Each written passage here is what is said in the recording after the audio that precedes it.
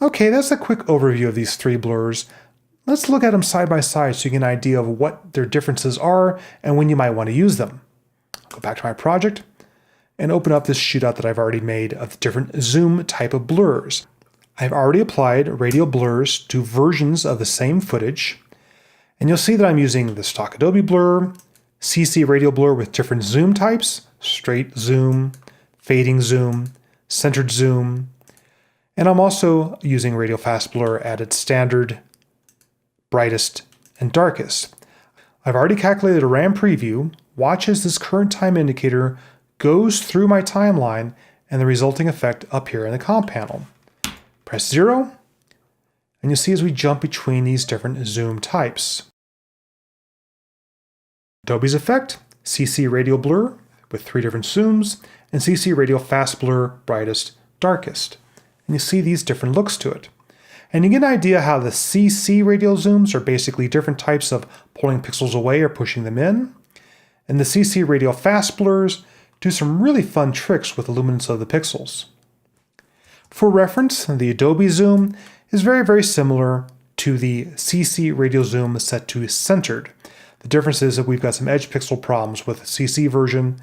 The Adobe version actually has some pretty clean edges around its zoom. Again, I like these brightest and darkest effects. Some really fun special effects. Okay, those are the zooms. Let's go look at the spins. And again, I've done the same thing. This is the stock Adobe zoom applied to footage, set to its spin setting, and CC radial blur set to scratch and to rotate. Let's RAM preview and watch the current time indicator and what these different spin zooms look like. You can see that the Adobe effect is pretty much what you'd expect, where the CC radial blur creates some strange rotations of the object. Scratch kind of goes in both directions, and rotate makes the whole frame seem to be rotated in a particular direction.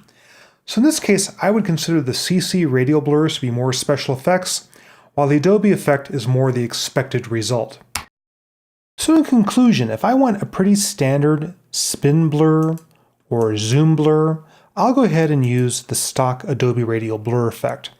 It used to be slow rendering, it's not so bad now, the computers have gotten faster.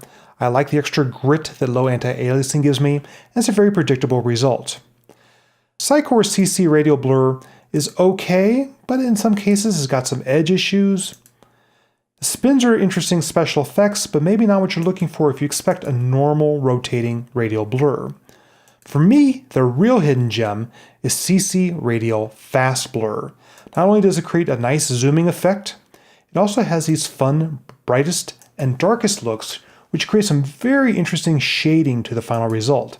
I also use this effect as sort of a poor man's light rays effect. It just has that sort of look, which is more like light emanating than a typical zoom blur sort of look. And that's a comparison between the 3 different types of radial blur effects.